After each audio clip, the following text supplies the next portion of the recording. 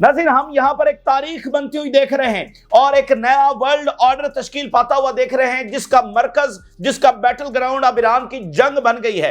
और ये जंग, मतलब ये नए वर्ल्ड ऑर्डर को इसने इतना तेज कर दिया है इस जंग ने कि जो जीतेगा उसका पलड़ा भारी होगा। अगर ईरान जीतेगा तो मशरिक अपना मल्टीपोलर वर्ल्ड ऑर्डर लाने में कामयाब हो जाएगा।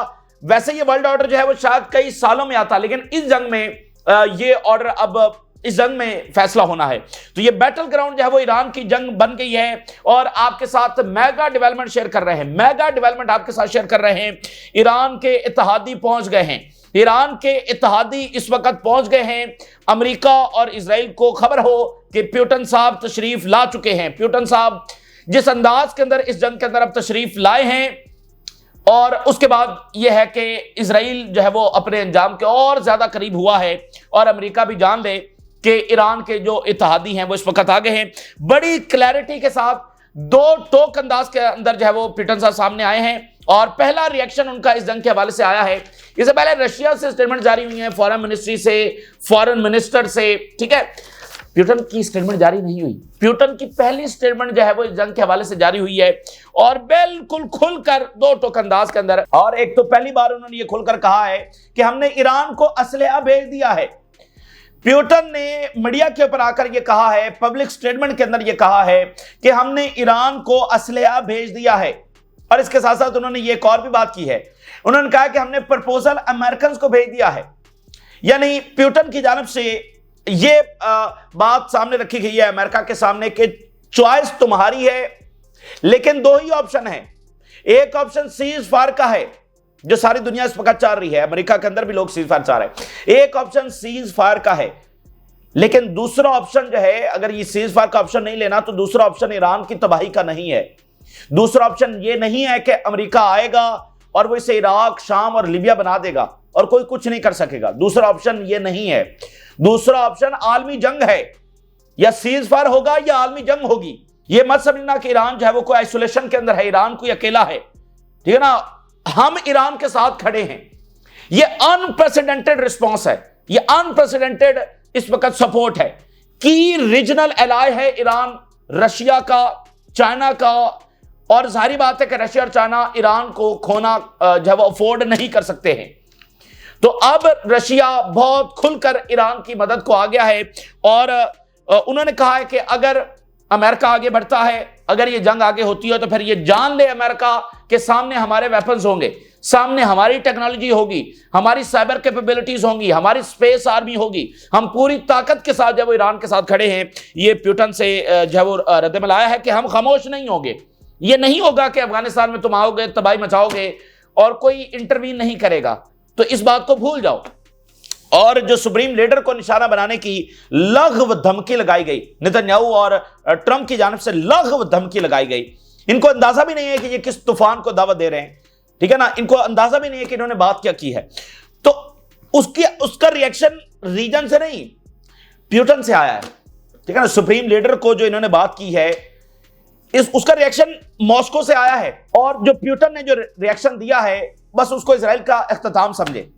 यानी होता है ना कि बदमाशी, मिसकैलकुलेशंस, कि हम बहुत तगड़े हैं, हम ये कर देंगे।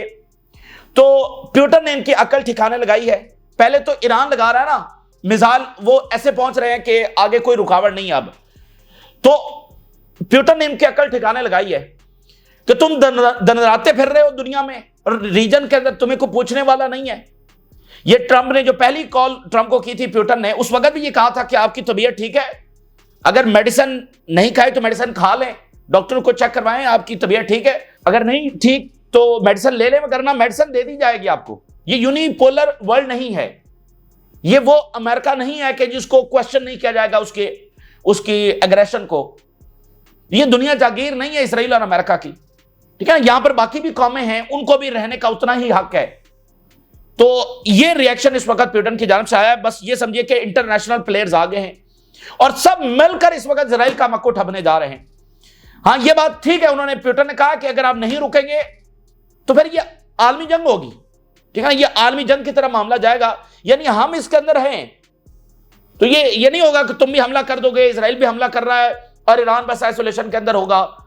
नहीं, हम वहां पर होंगे और हमारा असला होगा, हमारी टेक्नोलॉजी होगी, हमारी सपोर्ट पूरी तरह से ईरान के साथ होगी, तो ईरान से लड़ना है तो ये बात जान लो कि हम ईरान के साथ खड़े हैं, यानी ईरान से लड़ना है तो फिर हमसे लड़ना है। और कताइब हिजबुल्लाह इराक की, उन्होंने कहा जी हमारे हाथ ट्रिगर के ऊपर हैं, चूंकि अमेरिका से मुसलसल ये खतरा है कि किसी भी वक्त हमला हो सकता है, तो उन्होंने फिर स्टेटमेंट जारी किया कि हमारे हाथ जो है वो ट्रिगर के ऊपर है इस वक्त। और लेबनान की हिजबुल्लाह उनकी जो है वो इस वक्त स्टेटमेंट जारी हुई है, उन्होंने बिल्कुल वाज़ेह किया है कि हम खामोश नहीं बैठेंगे। और साथ उन्होंने सुप्रीम लीडर के हवाले से बात की है कि ये तुम क्या बातें कर रहे हो, ठीक है ना, सुप्रीम लीडर को निशाना बनाने की बात कर रहे हो। और फिर जो इराक का जो सबसे बड़ा रिलीजियस यानी कि मरकज है सैयद सिस्तानी, सबसे बड़ी शख्सियत, यानी उनका सबसे बड़ा रुतबा है वहां पर, और बस यानी सब उनके पीछे खड़े होते हैं, हाईएस्ट प्रेस्टीज है उनकी स्टेटमेंट आई है। उन्होंने कहा कि अगर सुप्रीम लीडर को यह निशाना बनाने की बात कर रहे हैं तो यह जान ले कि कितना बड़ा तूफान फिर टकराने जा रहा है। यहां से जो काफिले निकलेंगे वो फिर दुश्मन को मुकम्मल तौर पर खत्म किए बगैर वापस नहीं आएंगे। देखिए, हम कोई जज्बाती बात नहीं करते हैं, आपने 20 महीनों के अंदर सारी चीजें देखी हैं, हमने फैक्ट्स आपके सामने रखे हैं, लेकिन अब माहौल वो नहीं है। अब एक बर्बरियत हुई है, एक नेशन को मिटाने की बात की जा रही है, उनके अंदर खाना जंगी छेड़ने की बात की जा रही है, उनके हॉस्पिटल्स, उनके सिविलियन एरियाज वो निशाना बन रहे हैं, और उनकी सबसे प्रेस्टिजियस शख्सियत सुप्रीम लीडर, उनको निशाना बनाने की बात की जा रही है। सुप्रीम लीडर, आप देखें, जो लोग उनको सुनते हैं उनको पता होगा वो तो एक मुअल्लिम है, वो तो एक उस्ताद है, वो जिंदगी के ऊपर ज्यादा बात करते हैं, रिलीजन के ऊपर बात करते हैं, मतलब वो कोई हुक्मरान वाला मामला है ही नहीं, मतलब एक प्रेस्टिजियस शख्सियत, एक मुअज़्ज़ज़ तरीन शख्सियत, उनको आप निशाना बनाने की जब बात कर रहे हैं, तो इधर से फिर ये बात सामने आई है कि यहां से जो फिर काफिले निकलेंगे फिर वो वापस नहीं आएंगे, और इस रीजन के अंदर फिर जो आग है वो हर इतनी फैलेगी कि कोई उसको रोक नहीं सकता। ये ऐसे नहीं होगा कि इराक में आओगे, तबाह करोगे और चले जाओगे और कोई पूछने वाला नहीं होगा। और ये बात कि जो आग है वो सिर्फ इराक के बॉर्डर्स के अंदर अंदर महदूद रहेगी, हालांकि वो भी नहीं रही थी, वो भी शाम तक फैल गई थी, और जो दाइश का फितरा इन्होंने खड़ा किया, तो ये ईरान है। और इसमें बड़ी इंपॉर्टेंट बात, यानी देखिए, सद्दाम हुसैन था ना, अच्छा, सद्दाम हुसैन यहीं पैदा हुआ, यहीं बड़ा हुआ, यहीं पर हुक्मरान बना, और फिर ताल्लुकात, मामलात, सारी जिंदगी यहीं पर गुजरी। अब देखिए कि सद्दाम हुसैन को बाहर से एक ताकत आई, उसको ह्यूमिलिएट किया, उसको फांसी दी, ठीक है ना। सद्दाम हुसैन उस वक्त क्या सोचता होगा कि मैं इस मिट्टी का हूं, मैं इस लैंड का हूं, ठीक है, और मैं आज आइसोलेशन के अंदर, यानी कि मुझे जो है वो इस तरह से किया जा रहा है, ठीक है ना, कि मेरे अपने लोग मेरे साथ खड़े। देखें, सद्दाम हुसैन जैसा भी था, जो भी उसके मामला थे, अमेरिका के पास ये लेजिटिमेसी कहां से आई कि वो सद्दाम हुसैन का फैसला करे। मुअम्मर कज़ाफी को जब सड़कों के ऊपर घसीटा जा रहा था तो उनकी जुबान से एक ही बात निकल रही थी, मेरे बच्चों, तुम नहीं जानते जो मैं जानता हूं, ये जो तुम्हारे सामने ये हकीकत नहीं है। मुअम्मर कज़ाफी ने अपना न्यूक्लियर प्लांट खत्म किया, अपना न्यूक्लियर प्रोग्राम जो है वो उसको खत्म किया, ठीक है। वो टोनी ब्लेयर बुला रहे हैं, जनाब रीजन भी कह रहा है वेरी गुड जनाब, पीस है, न्यूक्लियर खत्म हो रहा है। उसके बाद उनको सड़कों के ऊपर घसीटा गया। उन्होंने कहा कि जो मैं जानता हूं ये तुम नहीं जानते, ठीक है ना, मेरे बच्चों, तुम बहुत बड़ी गलती कर रहे हो। और आज लिबिया का हशर देखिए, और उस वक्त लिबिया क्या, तो मैं बात आपके सामने ये रख रहा हूं कि फर्क है, ये एक सुप्रीम लीडर है जो जिसके साथ लोग खड़े हैं, जिसके साथ रीजन खड़ा है, जिसके साथ रशिया खड़ा है, जिसके साथ चाइना खड़ा है, और बाकी मुल्क खड़े, यानी वो जुड़ा हुआ है, वो आइसोलेशन के अंदर नहीं है। ईरान के साथ उसके लोग खड़े हैं और आइसोलेशन के अंदर वो नहीं है। ये सबसे बड़ी बात है। जो यहां पर हुआ वो माजी का किस्सा था, वो और दुनिया थी, ये और दुनिया है। तो उन्होंने कहा हमारे हाथ ट्रिगर के ऊपर है, ठीक है ना। तो सब मिलकर इसराइल का मक्कू ठपने वाले हैं, और इसराइल इस वक्त शिकस्त खा चुका है, और अब अमेरिका को जो है इस वक्त पुकार रहा है। और अमेरिका के अंदर जो हालात है, शदीद तरीन मज़ामत इस वक्त हो रही है। टकर कार्लसन, स्टीव बैनन, वहां पर वो पूरी तहरीक को लीड कर रहे हैं। अब वो आगे ट्रंप है, उसका सेंस से कोई लेना देना नहीं है, वो ये चीज उसको रोक सकेगी या नहीं रोक सके वो एक अलग सवाल है। लेकिन ये भी सबसे बड़ा फैक्टर है कि अमेरिका को जो यहां पर सुबकी होगी, वहां पर तो ऑलरेडी सपोर्ट नहीं है भाई, वहां पर तो ऑलरेडी सपोर्ट नहीं है। अगर अमेरिका को यहां पर सुबकी होगी तो उसके बाद क्या होगा भाई? वो तो लोग ऑलरेडी चीख रहे हैं कि भाई आप इस जंग में हमने नहीं जाना। तो ट्रंप इनफरादी तौर पर फैसला कर रहा है, और ज़ायनिस्ट लॉबी, तो इसराइल के खिलाफ वहां पर जो सेंटिमेंट बढ़ रहा है। स्टीव बैनन और बहुत बड़ी वहां पर की शख्सियत है, और टकर कार्लसन वो लीड कर रहे हैं इस पूरी तहरीक को कि हमने ईरान जंग के अंदर नहीं जाना है। तो वहां पर बहरहाल एक प्रेशर बरकरार है और रीजन यहां पर यूनाइटेड है, लोग साथ खड़े हैं, गवर्नमेंट साथ खड़ी है। और जिस तरह से रशिया साथ खड़ा हो गया है, मैं आपके सामने वो हेडलाइंस रखने जा रहा हूं। जिस चीज का इंतजार था वो इस वक्त खबर आ चुकी है, और प्यूटन का पहला रिएक्शन आया है ईरान के हवाले से, और बिल्कुल इनकी जो बदमाशी है वो इनका पछतावा इस वक्त बनने जा रही है। मैं जरा आपके सामने हेडलाइंस रखता हूं। प्यूटन से पूछा गया, सुप्रीम लीडर को निशाना बनाने की धमकियां अमेरिका और इजराइल दोनों लगा रहे हैं। Putin, I do not even want to discuss the possibility of the US killing Khamenei. Putin refused to discuss the possibility of Khamenei killing. TASS, Russian media. Putin says not even discussing the possibility of Ayatollah Khamenei assassination. Al Jazeera. Putin rejects question about any potential attempt to kill Iran's Khamenei. Israeli media. Putin says will not discuss possible Israeli US assassination of Iranian supreme leader. उनका दिमाग ठीक है, अकल ठिकाने के ऊपर है कि तुम क्या बात कर रहे हो? यानी इतनी बड़ी क्लैरिटी, इतनी बड़ी वार्निंग। एक होता है ना कि भाई अगर सुप्रीम लीडर को निशाना बनाया गया तो इसके ये कॉन्सिक्वेंसेज होंगे, जंग फैल जाएगी, मामलात खराब हो जाएंगे, रीजनल सिक्योरिटी खतरे में है, इस तरह के बयान आते हैं, ठीक है ना। और प्यूटन क्या कह रहे हैं, यानी ये बयान आना भी बहुत बड़ी बात थी कि वो कहते कि ये मामला खराब हो जाएगा। उन्होंने ये नहीं कहा, उन्होंने कहा कि मैं इस पॉसिबिलिटी को भी डिस्कस नहीं करना चाहता। ये कोई करने वाली बात है जो तुम कर रहे हो? तुम्हारा दिमाग ठीक है, अकल ठिकाने के ऊपर है, तबीयत तुम्हारी ठीक है, तुम क्या बात कर रहे हो? यानी एक होता है कि ये होगा तो फिर ये हो जाएगा, नहीं ये होगा ही नहीं, तुम क्या बात कर रहे हो? इसकी कोई पॉसिबिलिटी ही नहीं है। हम ये तो डिस्कस कर सकते हैं कि सूरज जो है वो मगरिब से तलू हो सकता है, कुछ साइंटिफिक फिनोमेना हम डिस्कस कर लेते हैं, सूरज मगरिब से तलू होना हम डिस्कस कर लेंगे, लेकिन ये हम नहीं, मैं इसको डिस्कस ही नहीं। इसकी ये अगर ख्वाब के अंदर भी रात को आए ना ट्रंप के सोते हुए कि ये उसके जहन में ये वाला पॉसिबिलिटी आए, तो ख्वाब में भी नहीं सोचे ट्रंप और नेतन्याहू जो है ना, ये ख्वाब के अंदर भी ये बात ना सोचें कि वो सुप्रीम लीडर को निशाना बनाएंगे। ये कोई करने वाली बात है? ये तो हो ही नहीं सकता, ठीक है ना। इस रास्ते के ऊपर जाना भी मत, क़यामत को दावत दे रहे हो। तो इतनी बड़ी क्लैरिटी, इतनी मजबूती के साथ और सुप्रीम लीडर के साथ मुलाकातें हुई हैं प्यूटन की, ठीक, और कॉल्स के ऊपर भी राब्ता रहता है। इतनी मजबूती के साथ इस वक्त रशिया खड़ा हो गया। उन्होंने कहा कि सुप्रीम लीडर की पॉसिबिलिटी मैं उसको डिस्कस नहीं करना चाहता। ये कोई करने वाली बात है कि ये होगा?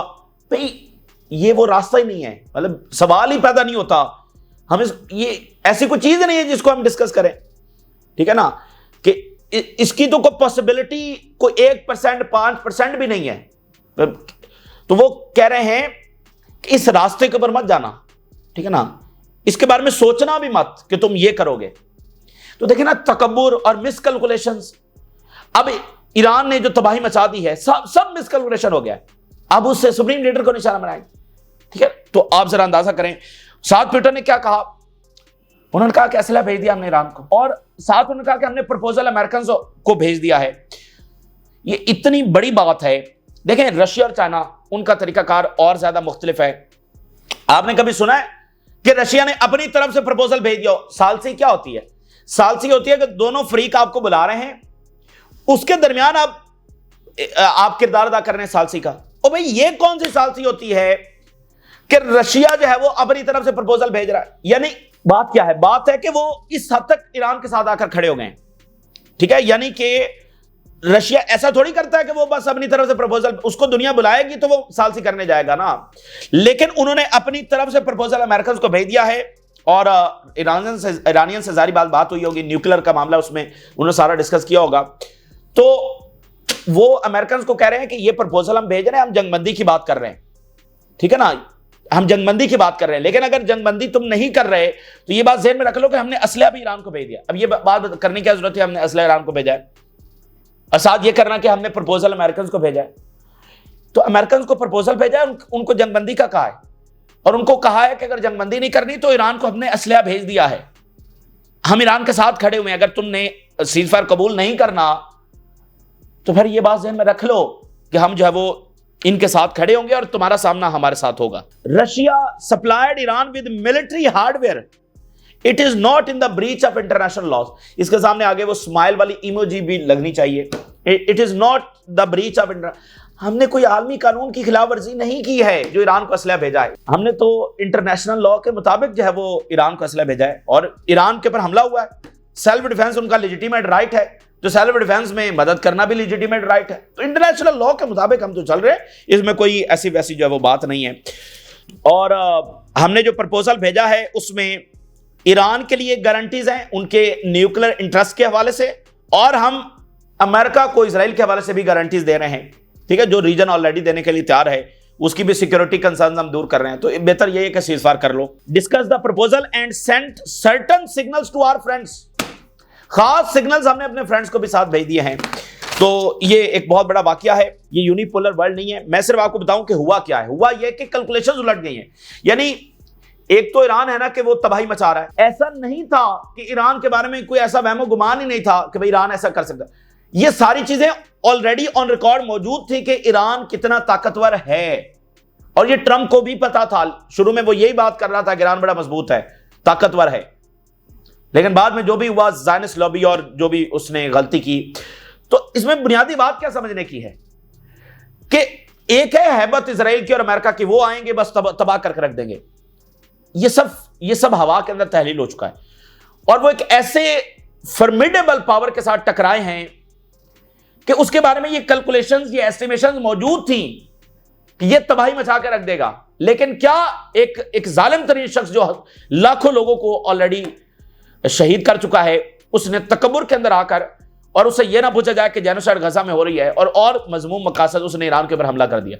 तो मैं मिसाल के तौर पर टकर कार्लसन है, इसका आज से कोई 2 माह पहले का स्टेटमेंट आपके सामने रख रहा हूं। Tucker Carlson warns Iran is not alone, attacking it risk world war, US defeat. यह बात बड़ी इंपॉर्टेंट है समझने की कि एक है इजराइल की हैबत कि वो आएगा सब तबाह कर देगा, वो हवा के अंदर तहलील हो चुकी है। और एक दूसरी बात यह है कि भाई ईरान के बारे में इतना एक्सपेक्टेड नहीं था वो कि चलो 5-10% करेगा, और उसने 70% कर दिया। ऐसी बात नहीं थी, 50% उसकी पावर क्लियर थी, और वो इस वक्त शो उससे भी ज्यादा कर रहा है, लेकिन उसकी पावर इतनी क्लियर थी कि वो तबाही मचा के इजराइल में रख देगा। ये बिल्कुल क्लियर था कि इजराइल का डिफेंस को नहीं रोक सकेगा।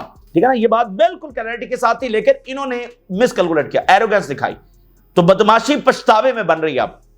और अमेरिका आएगा तो उसके साथ क्या होगा?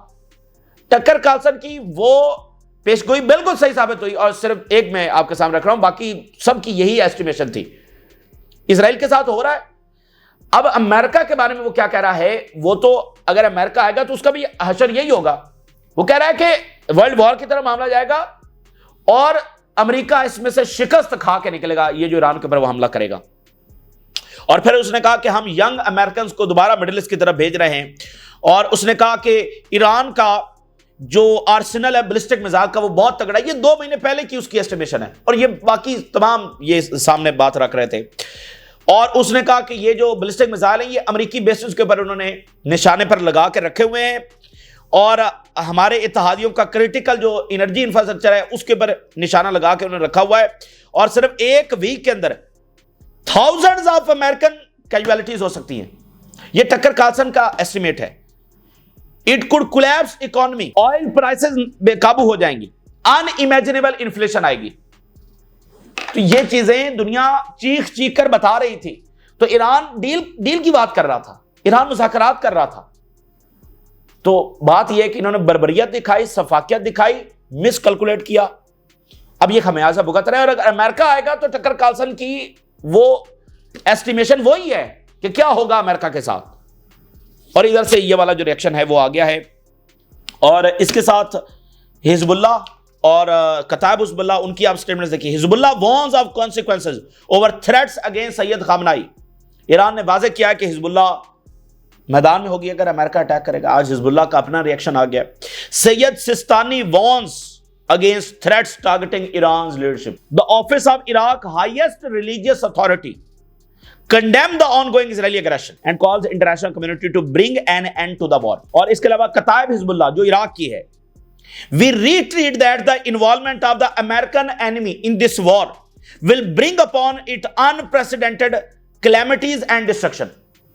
हमारे हार्ट ट्रिगर्स के ऊपर है, अगर अमेरिका आया तो अनप्रेसिडेंटेड डिस्ट्रक्शन यहां पर मचाएंगे। Iran possess the capabilities for resilience, और ये हमला कर सकता है for more than a year.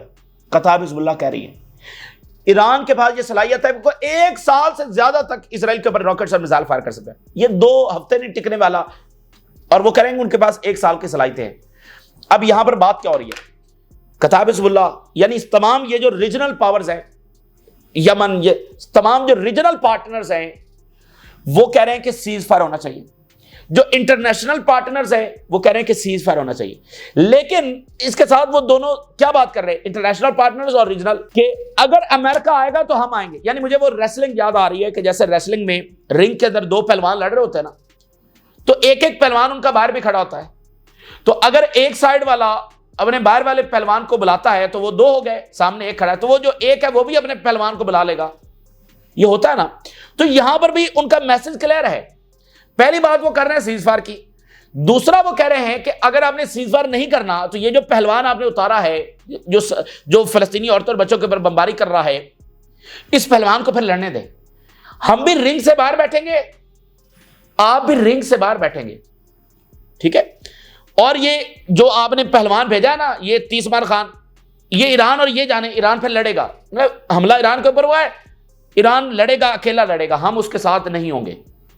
लेकिन अगर तुम आओगे तो फिर ये बात ज़हन में रख लो कि रिंग में हम भी होंगे। ये रीजनल पार्टनर का मैसेज यही है, इंटरनेशनल पार्टनर्स का भी मैसेज यही। पहली बात सीज फायर। दूसरी बात, अगर सीज फायर नहीं होना तो फिर इसराइल और ईरान आपस में हिसाब किताब बराबर कर लेंगे, ठीक है। इसराइल ने जो बर्बरियत और सफाकियत की है, जो अग्रेशन दिखाया, जो बदमाशी दिखाई है, ईरान के पास सलाहियत हुई तो वो लड़ लेगा, नहीं सलाहियत होगी तो ईरान जाने और इसराइल जाने। आप भी बाहर बैठे, हम भी बाहर बैठेंगे और देखेंगे। लेकिन अगर आप रिंग में आए तो ये बात ज़हन में रखेंगे हम भी रिंग के अंदर होंगे। ये इस वक्त की सबसे बड़ी डेवलपमेंट है, जब मिसाइल बरस रहे हैं इसराइल के ऊपर, उनका एयर डिफेंस फारिग हो चुका है, बावजूद इसके कि ये खौफनाक बमबारी कर रहे हैं और इस तरह की लग़वियात ये कह रहे हैं कि सुप्रीम लीडर को निशाना बनाएंगे। इनका मक्को ठप्पा जा चुका है। और अमेरिका के अंदर जो इस वक्त प्रेशर है उसको भी हम आपके सामने रखेंगे, शदीद तरीन प्रेशर, और ट्रंप फारिग हो चुका है वहां पर, यानी ट्रंप आइसोलेशन में जा चुका है। और सब जो है वो ये कह रहे हैं कि आप कोई बयानिया नहीं है, यानी न्यूक्लियर, हर सवाल के जवाब में भाई ईरान पर हमला क्यों करने जा रहे हो ट्रंप से, ये न्यूक्लियर बना रहे हैं।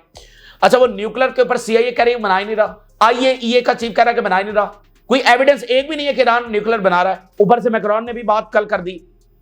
तो मतलब वो ट्रंप वो बोले जा रहा है कि नहीं न्यूक्लियर बना रहा है, और सीआईए कह रहे नहीं बना रहा, नहीं, ट्रंप कह रहा है मैं बना रहा है, मुझे पता है वो बना रहे।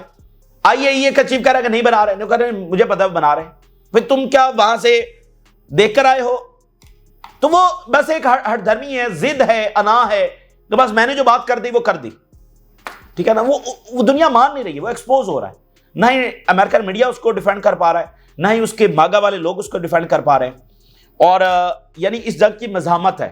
ऑलरेडी अमेरिका इसके ऊपर यूनाइटेड नहीं है। अगर वो यहां पर आएगा, जो कि मुझे खतरा है कि वो आएगा, उसकी वजह यह है कि ट्रंप को हम जानते हैं, ठीक है। उसका ताल्लुक कोई नहीं है अमन से, उसका ताल्लुक कोई नहीं है इन कैलकुलेशंस के से कि वो कोई साइंस के ऊपर फैसला करेगा। और भाई वो अपनी इंटेलिजेंस को मान ही नहीं रहा, तो इंटेलिजेंस तो उसको बता रही है कि ये वहां पर ईरान के पास ये पावर है, वो तो मानते नहीं इंटेलिजेंस को।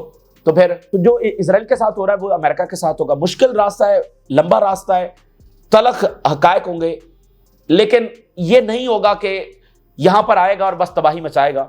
ये इसकी वॉर मशीन को हमेशा के लिए रोक के रख देगा। ये तमाम हेडलाइंस है और रॉकेट मैन से भी डेवलपमेंट्स आ रही हैं, अगली वीडियो में आपके सामने रखेंगे। फिलहाल के लिए इजाजत दीजिए, अल्लाह हाफिज।